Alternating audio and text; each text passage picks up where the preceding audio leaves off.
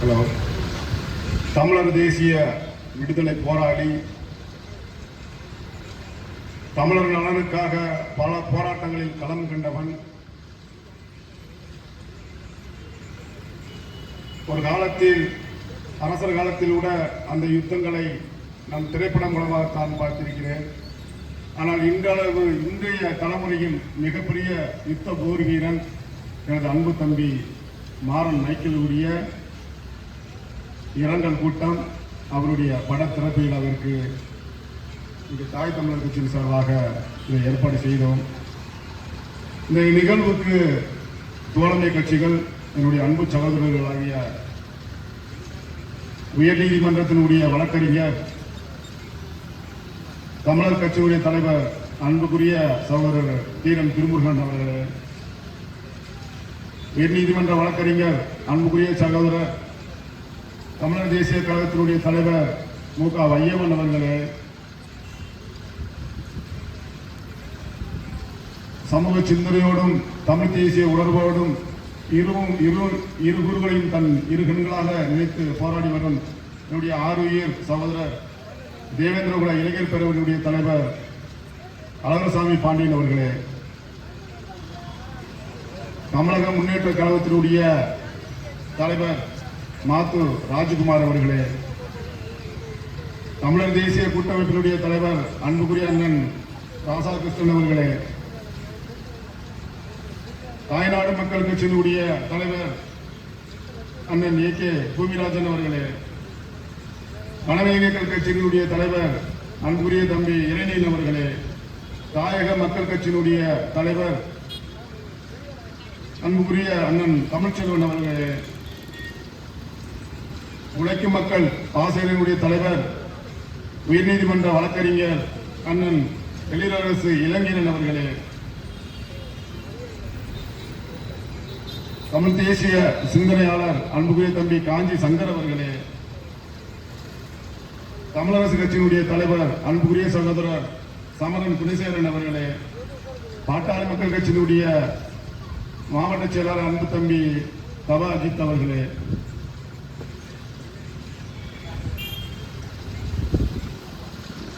முத்தரையூர் முன்னேற்ற கழகத்தினுடைய தலைவர் அண்ணன் மூக்கன் அம்பலம் அவர்களே, மற்றும் இங்கே வருகை தந்துள்ள என்னுடைய பொதுச் செயலாளர் செல்வம் அவர்களே, அமைப்பு செயலாளர் ஆலம்பச்சேரி முனியசாமி அவர்களே,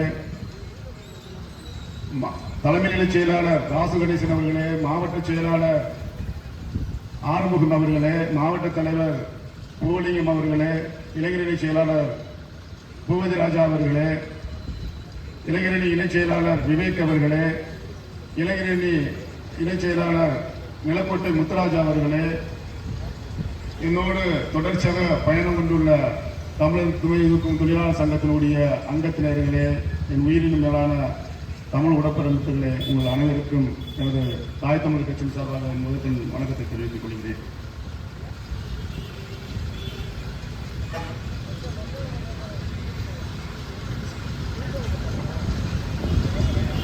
மருது சேனையினுடைய மாவட்ட செயலாளர் சந்துரு அவர்களே, மற்றும் இங்கே சாதி மதங்களை கடந்து தமிழர்களாக ஒன்றிணைந்த அத்தனை பேருக்கும் என்னுடைய மனமார்ந்த நன்றிகளை தெரிவித்துக் கொள்கிறேன். சாதிகளால் நாங்கள் திரிந்து, சாதியத்தால் அடிபட்டு நஞ்சு பிஞ்சு கடைசியில் தான் தமிழர் தேசியம் என்ற ஒரு அமைப்பை கட்டமைத்து, தமிழர் தேசியம் என்பது தமிழர் குடிகளுக்குள்ளான ஒரு இணக்கத்தை உருவாக்கி தமிழகத்திலே அந்த சாதிய கூறுகளை உடைத்து எறிக்க வேண்டும் என்பதற்காகத்தான் தமிழர் தேசிய அரசியலை நான் முன்னெடுத்தேன். அந்த முன்னெடுப்புக்கு எனக்கு மாறன் மூலியமாக இது நல்ல ஒரு செயலை தேடி தந்திருக்கிறது. தமிழர் தேசியம் என்றால் என்ன, அதனுடைய கட்டமைப்பு என்றால் என்ன என்பதை இங்கே உறுதி செய்திருக்கிறது. தமிழர் தேசியத்தினுடைய களப்போராளி,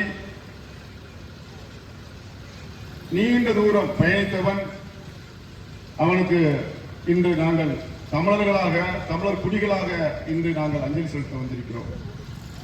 மாறன் என்பது ஒரு கம்பளர் இனத்தைச் சேர்ந்த ஆசாரி, ஒரு தமிழ் குடியைச் சேர்ந்தவர்கள். அவருக்காக இங்கே நாங்கள் ஒன்று அணிந்திருக்கிறோம். மல்லராக, மறவராக, நாடாராக, போனாராக, சேவாராக, இப்படி அனைத்து சமூகம் இங்கே உட்கார்ந்து இருக்கிறது அவருக்கு நினைவென்பதை கூற. இது நாங்கள் பட்ட ஒரு கஷ்டத்துக்கு இது ஒரு முன்னோட்டமாக அமைந்திருக்கிறது தான் என்னுடைய தம்பியுடைய இறப்பு இரங்கல் கூட்டம். அவன் கண்ட கனவும் அதுதான். தமிழ் தேசிய அரசியலை எப்படி எடுப்பது, தமிழர் குடிகளுக்கான ஒன்றிணைப்பை அதை எப்படி நடைமுறைப்படுத்துவது, அதில் 1000 சாதிய சிக்கல் வருங்க, இது நம்மளுக்கு சாத்தியப்படுமா, வருங்காலத்தில் அவர்களை ஒன்றிணைக்க முடியுமா, இன்றும் சாதிய கூறுகள் வலிமையாக இருக்கிறது, நீங்கள் எப்படி இந்த தமிழர் குடிகளுக்கான ஒன்றிணைப்பை செய்து தாய் தமிழர் கட்சியை முன்னெடுப்பீர்கள் என்று பலமுறை என்னிடம் வலியுறுத்தி கேட்டிருக்கிறார். என்னோடு விவாதம் செய்யக்கூடிய யாரும் முன்வரட்டாலும் எங்க தமிழ்மார்கள்லாம் எனக்கு கொஞ்சம் பேசுறதுக்கே கொஞ்சம் அஞ்சுக்கிட்டு யாரும் பேச மாட்டாங்க. ஆனா பக்கத்துல உட்காந்து இதெல்லாம் கேட்பாங்க. நம் தமிழக தேசிய அரசியலை எப்படி கடத்தி செல்வது, பயிரெல்லாம் படிச்சுக்கிட்டு இருக்காங்க. அவங்க எப்படி போராட்ட யுத்த களங்களை நம்ம இறக்கி அவங்களை நம்ம களங்காம்பது, வெறும் ஆர்ப்பாட்டமாக நடத்திவிட்டு சென்றால் அரசுக்கு அது எதிரொலிக்காது. பெரிய போராட்ட களங்களை நாம் முன்னெடுக்க வேண்டும். கொடும்பாவேரிக்கு போராட்டம், முற்றுகை போராட்டம், மறியல் போராட்டம் என்று ஆகச்சிறந்த ஒரு போராட்டங்களை, வலிமையான போராட்டங்களை முன்னெடுத்தால் மட்டுமே தாய் தமிழர் கட்சியும் அதனுடைய கொள்கையும் தமிழ்நாட்டுக்கு வெளிப்படும் என்பதுதான் அவனுடைய ஆசைகள், கனவுகள். அந்த கனவுகளுக்காக தொடர்ச்சியாக அவன் களம் கண்டவன்.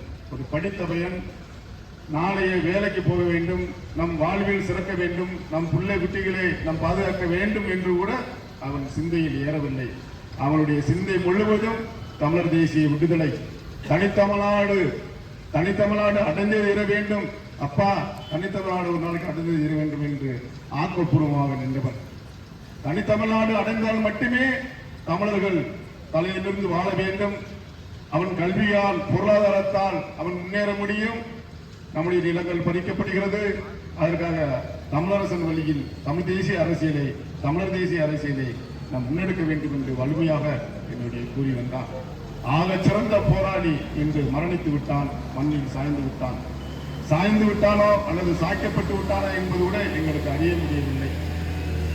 கிட்டத்தட்ட ஜூலை 23ஆம் தேதி தாமிரபரணியில் அதிகார வர்க்கத்தால் அடித்து கொலை செய்யப்பட்ட 17 போராளிகளுக்கு அஞ்சலி செலுத்த நாங்கள் 23ஆம் தேதி காலை 6 மணிக்கே பரந்தக்குடியில் இருந்து நாங்கள் திருநெல்வேலி நோக்கி சென்று கொண்டிருந்தோம்.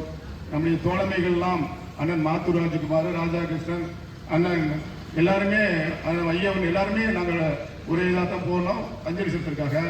திருநெல்வேலி உள்ளே போகும்போது தமிழரசு கட்சியினுடைய தலைவர் சமரட்டிலிருந்து ஒரு தொலைபேசியில் அண்ணன் மைக்கில் இறந்து விட்டதாக எனக்கு தகவல் வருகிறது. என்னால் நம்பவே முடியவில்லை. இங்கே உள்ள சகோதரர்களை போய் வீட்டிலே அறியுங்கள், அவன் இறந்து விட்டான் என்று என்னிடம் சொல்லுங்கள், அவன் எப்படி அவன் நிலை என்னன்னு சொல்லும் போது வீட்டில் அதுக்கான முகாதாரமே இல்லை. திருப்பி மருத்துவமனையில் பார்க்கும் போதுதான் அவன் இறந்தது என்று உறுதி செய்யப்பட்டு, மரணத்தை எதிர்த்து போராடக்கூடிய தன்மை பெற்றவன், 1000 களம் கண்டவன், கருத்தியலால் பல கலைகளை இட்டறிந்தவன், எதிர்கலைகளை கடுமையாக விமர்சிப்பான். அப்படிப்பட்ட ஒரு மாவீரன் அவன் தன்னை மாய்த்துக் கொண்டான் என்பது என்னால் நம்ப முடியவில்லை. ஒரு ஆகச்சிறந்த போராளி இந்த முடிவை எடுக்க மாட்டான் என்பதுதான் என்னுடைய இப்போவரை அது ஒரு திட்டமாக இருக்கிறது. அவன் தற்கொலை செய்து கொண்டானா அல்லது கொலையாளி இல்லை, அவன் கொலை செய்ய தூண்டப்பட்டாரா என்பது கூட எங்களுக்கு அது மர்மமாக இருக்கிறது. ஒரு ஆகச்சிறந்த போராளியை தன்னை மாய்த்துக் கொண்டான் என்பதுதான் வருத்தம். களப்போராளிகளுக்கு காதல் வரக்கூடாதா இந்த நாட்டில்? களப்போராளிகளுக்கு ஒரு மனசு இல்லையா? அவனுக்கு ஒரு இதயம் இல்லையா? அவன் காதலிக்க கூடாதா? அது தவறா? இதுதான் எங்களுடைய கேள்வி.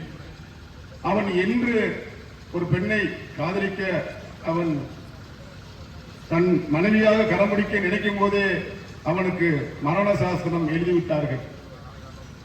ஒரு கிட்டத்தட்ட ஒரு 8 மாதங்களுக்கு 9 மாதங்களுக்கு முன்னாடி அவன் வீட்டில் இருக்கும்போது அவனை காவல்துறை கைது செய்கிறது. காவல் நிலையத்துக்கு கொண்டு போகும்போது நான் அவர்களை தொடர்பு கொள்கிறேன். அங்கே பைக்கில் ஏன் கொண்டு போகிறீர்கள், என்ன விஷயம் என்று கேட்கும் போது அவன் கஞ்சா வைத்திருப்பதாக அவன் காவல்துறை கைது செய்கிறது. பரமக்குடி பூரா கஞ்சா அங்கே தெருவோரம் கடந்து வீசி எறிகிறது. யாரோ கஞ்சா வைத்துக் கொண்டிருக்கிறான். ஒரு போராளி விற்க மாட்டான், அவன் போர்க்குழு கொண்டவன், தவறாக எதையும் அவன் மீது வழக்கு பதிவு செய்ய வேண்டாம் என்று சொல்லும் போது அதை நாங்கள் செய்யவில்லை, எஸ்பி டீம் தான் அவனை பிடித்து கைது செய்கிறார்கள் என்று சொன்னார்கள். எஸ்பி டீமுக்கும் இவனுக்கு சம்பந்தமே இல்லை. ஆனால் அவன் மீது கஞ்சா வழக்கு போடப்பட்டது. அதுதான் அவன் வாழ்க்கையில் சாய்க்கப்பட்ட ஒரு. அந்த வழக்கில் இருந்து என்னுடைய ரொம்ப அழுதான். அப்பா, நான் ஒரு பொண்ணை காதலிச்சுக்கிட்டு இருக்கிறேன், என் மேல பொய்யாக ஒரு வழக்கை புனையப்பட்டு விட்டார்கள், இது என் வாழ்வியலை மிகப்பெரிய சிதைத்து விடும் என்பது அவனுடைய அழுகிறான். பார்த்துக்கொள்வோம் விடடா தம்பி என்று சொல்லும் போது அந்த செய்தியை தமிழக மக்கள் டிவி மூலியமாக வெளிக்கொண்டு விட்டார்கள். எவ்வளவு வேகமாக அந்த சாதியம் அந்த கூறுகள் கடத்தி சொல்கிறது. 1000 பேர் கஞ்சா வித்து கஞ்சா வளர்க்கல போனாலும் அவன் செய்தி வராது வெளியே. ஆனா இவனுடைய செய்தி மட்டும் மக்கள் டிவியில, தமிழக மக்கள் டிவியிலே வெளிவந்தது.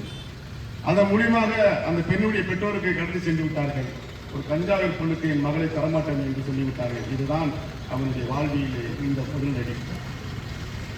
ஆக இதை யார் செய்தது என்றால் அந்த சாதியத்தோடு இன்னும் ஒரு காவல்துறையை சேர்ந்த ஒருவர் மூலியமாகத்தான் அவன் மீது பொய்யாக புனையப்பட்டது என்பது பிற்காலத்துக்கு பின்னாடி தான் தெரிகிறது.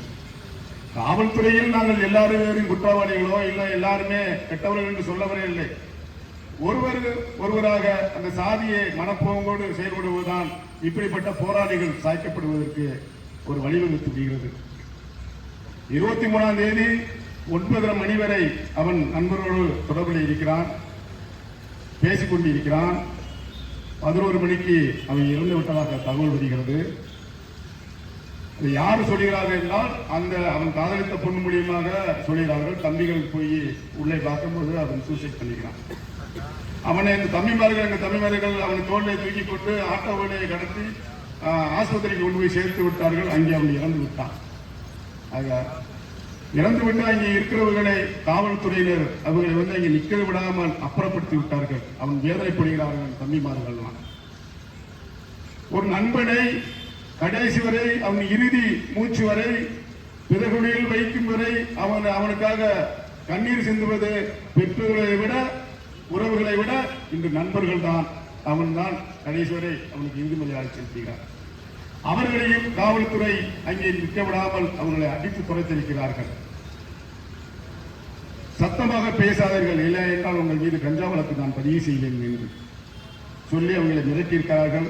அவங்க அந்த இளைஞர்கள் எல்லாம் அழுகையும் கண்ணீருமாக அவன் அந்த மைக்கேல் ராஜனுடைய அந்த பிரேயத்துக்கு பின்னாடி திருப்பி அடக்கம் செய்திருக்கிறார்கள். அடக்கம் கூட அவசரமாக செய்திருக்கிறார்கள். 3 அடிதான் குடியே தோண்டினார்களாம். மனிதனுக்கு 6 அடி குடி தோண்டணும், மைக்கேல் ராஜுக்கு மட்டும் 3 அடி தான் தோண்டிருக்காங்க. அவசரமாக அதை பிழைத்து விட்டார்கள். அதனுடைய மர்மம் என்ன? காலையில் 11 மணிக்கு 11:30 மணிக்கு இறந்தவனுக்கு 3 மணிக்கெல்லாம் போஸ்ட்மார்டம் சொல்லி அவன் அவசரமாக தூக்கி பதைக்கக்கூடிய மர்மம் தான் என்ன? இன்னைக்கு ஒருத்தர் இறந்து போயிட்டா நான் கெஞ்சா கூட போஸ்ட்மார்டம் பண்ண மாட்டான், நாளைக்கு தான் பண்ணி கொடுப்பேன், அதுக்கு காத்துக்கிட்டே கிடக்கணும். ஆனால் மைக்கேல் ராஜுக்கு மட்டும் 3:30 மணிக்கெல்லாம் கொடுத்துட்டாங்க. அப்ப நாங்களுடைய வாதம் என்ன? அவன் கொலையில் அவனுடைய சாவில் மர்மம் உள்ளதாக நாங்கள் கீழ்பிரிவு உளவுத்துறை நண்பர்கள் மூலியமாக கடத்தி சென்றிருக்கிறோம். இதை உடனடியாக அது விசாரணைக்கு கொண்டு வர வேண்டும்.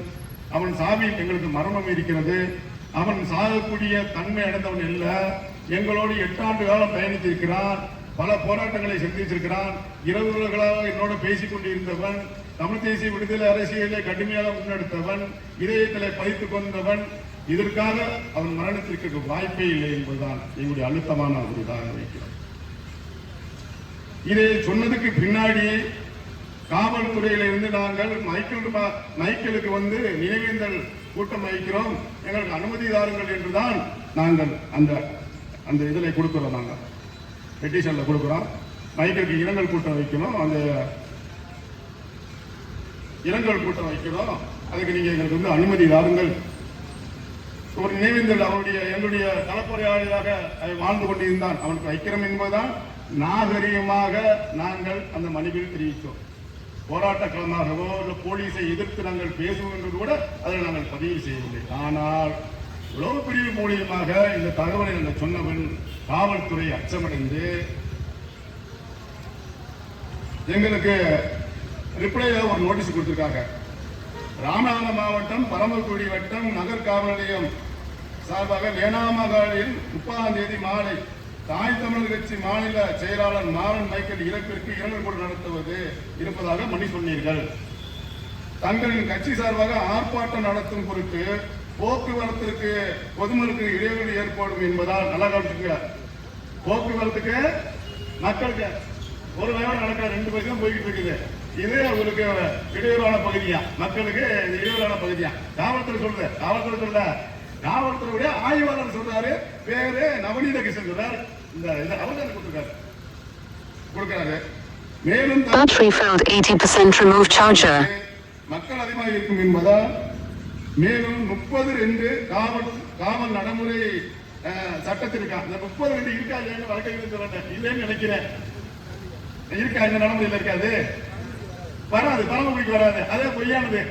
அதெல்லாம் வந்து ஒரு அதிகாரிகளுக்கு தெரியல, அது நடைமுறை சட்டத்துக்கு வராது. அது அப்படின்னு சொன்னாங்க. வருவதா மாண்பு உயர்நீதிமன்ற வழிகாட்டுதலின்படி மேற்படி ஆட்பாடுறதுக்கு மனு உத்தரவு இல்லை. மேற்படி உத்தரவு மீறி நீங்க இரங்கல் கூட்டம் நடக்கும் பட்சத்தில் ஏற்படும் சட்ட ஒழுங்கிற்கு நீங்களே பொறுப்பு. நாங்கெல்லாம் வந்து சட்ட ஒழுங்கு சீர்கெடுக்க மாட்டோம். நீங்க வந்து கெடுக்காம இருந்தா சரிதான். நாங்க பாட்டிலேயே நடப்போம். நீங்க வந்து கள்ள விட்டு இருந்து கண்ணாடியே உழைச்சு கூடாதுங்க. உங்களை பாதுகாக்கத்தான் தனித்தனியா பயணம் நாங்கள் நிப்பாட்டி இருக்கேன். ஏன்னா இந்த வழியை நீங்க தான் செஞ்சுட்டு இருக்கீங்க, கொஞ்ச நாளாவே நாங்க செய்யல. ஆக இந்த இடம், இந்த லேனாமகாலு ஆர்ப்பாட்டம் போராட்டங்களுக்கு அனுமதிக்கப்பட்ட இடம். இது அந்த பெட்டிஷன்ல கொடுத்தது தவறான ஒரு இது கொடுத்திருக்காங்க எங்களுக்கு.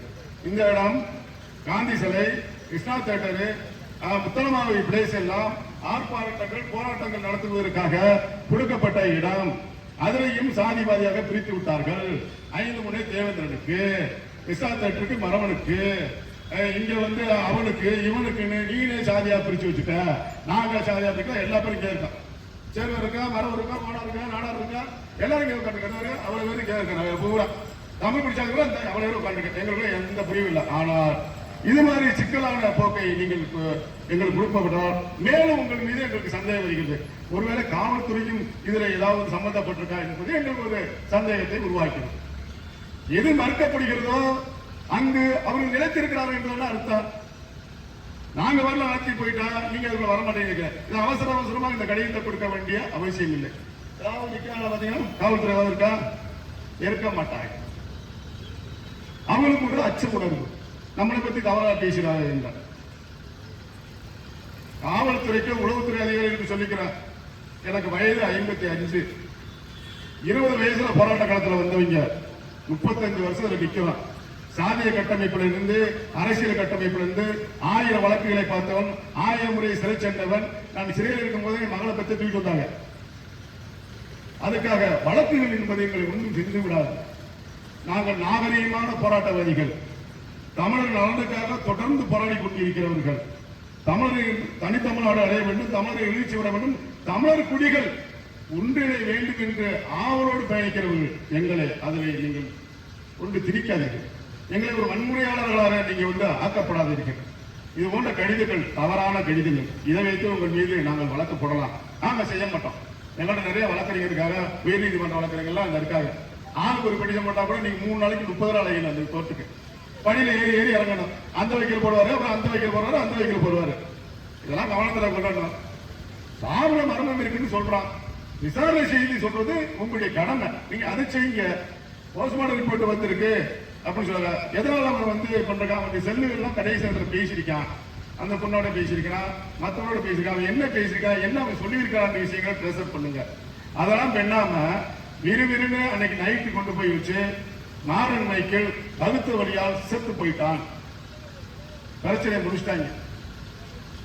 அவன் ஏன் செத்தான், எதுக்கு செத்தான், அவங்க இது சூசைட் பண்ணும்போது தூக்கில் போட்டு நின்று செத்தானா மறந்து போட்டு செத்தானா கூட கேள்வி இல்லை. வகுத்த வழியால செத்துட்டாங்க. அப்பாட்ட கம்பல்சரி கம்ப்ளைண்ட் வைக்கிறாங்க.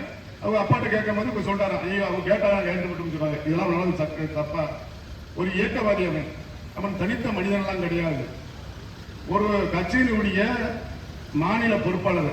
அவனை யாரோ மூன்றாம் தரமாக கொண்டு போய் அவனை அடக்கம் செய்து விட்டீர்கள், அவசரமாக முடித்து விட்டீர்கள். அவன் தாய் தமிழர் கட்சியில் தான் இருக்கான் என்பது காவல்துறைக்கு நல்லா நன்று அறியும். ஏன்னா அவன் பல போராட்டங்களை பண்றாங்க, அவனுக்கு தெரியும், நல்லா எல்லாத்துக்கும் தெரியும். பத்திரிகைகளை செய்தி வருது, காதல் ஜோடிகள் மரணம், அவன் ஒரு இடைநிற்பாளர், அந்த பேங்க்ல அப்படிதான் போறாங்க. அவங்கள இந்த ஊடகங்கள் இல்ல அவர் கட்சியை சார்ந்தவன் அப்படி கூட போடல, அதுவும் மறைக்கப்படுது. இங்க இந்த ஊடகத்தாளர்கிட்ட கேட்டேன், எப்ப அப்படி போட்டிருக்கேன்னு சொல்லும் போது காவல்துறை ஸ்டேட்மெண்ட் தான் நாங்க போட்டிருக்கோம், மாற்றி நாங்க போடல அப்படின்ற மாதிரி அவங்க கொடுத்திருக்காங்க. ஒரு கட்சியினுடைய நிர்வாகி அவன் இறந்து விட்டான், அவன் சாவியில் மரணம் இருக்கிறது என்பது எங்களுடைய வாதம். அதை நிர்வகிக்க வேண்டியது உங்களுடைய கடமை. ஆத்தா கொடுத்தாத்தேன், அப்பன் கொடுத்தாத்தேன், உறவினர் கொடுத்தாத்தேன் நாங்க மறுபரிசீலனை பண்ணி உங்களுக்கு தருவோம்னு சொன்னா நான் ஒரு ஓட்ட மறைச்சா நீங்க கொடுத்துருவீங்க. அப்புறம் அவங்க கொடுத்தாதுன்னு லேட் பண்ணனா நான் ரோட்டை மறைச்சிட்டு உட்காந்தா கலெக்டர் வந்தாரு, ஆடி வந்தாரு, எல்லாரும் வந்தாலும் விசாரணை கமிஷன் கொண்டு வந்துருவாங்க. இது மாதிரி சிக்கல்களை காவல்துறை கொண்டு வரப்படாது. எங்களுடைய போராட்டங்களை நீங்கள் நிறைய சிதைக்கிறீர்கள் என்பது நாங்கள் எங்களுடைய பார்வையாக வைத்திருக்கிறோம். போன டிசம்பர் நவம்பர்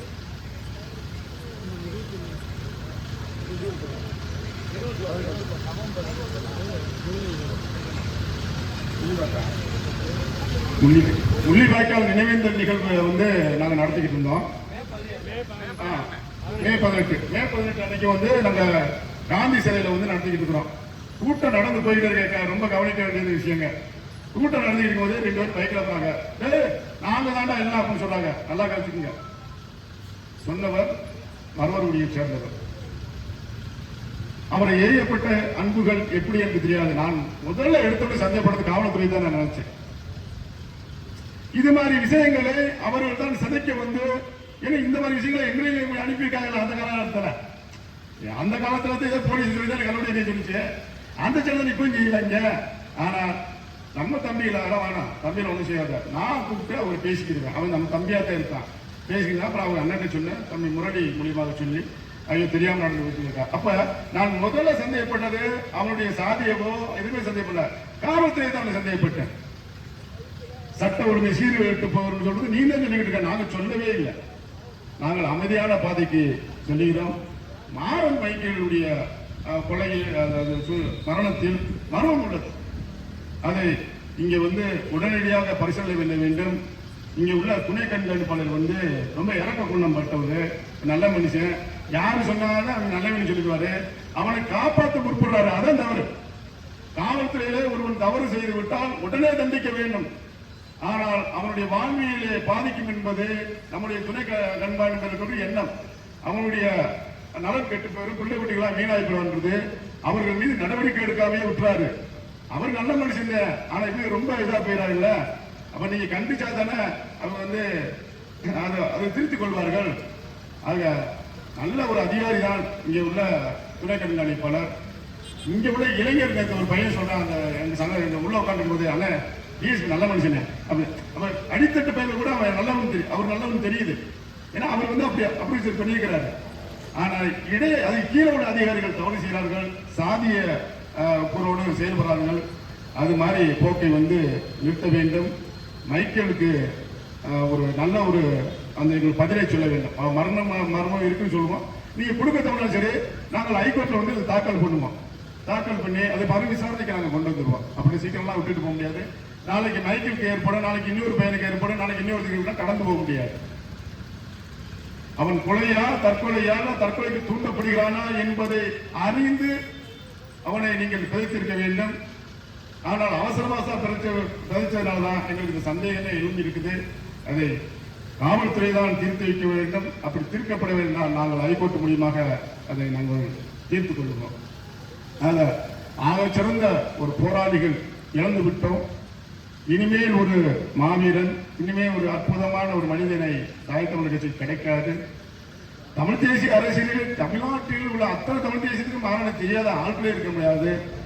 அப்படிப்பட்ட அற்புதமான அந்த மாவீரனை போற்று புகழ்கிறேன்.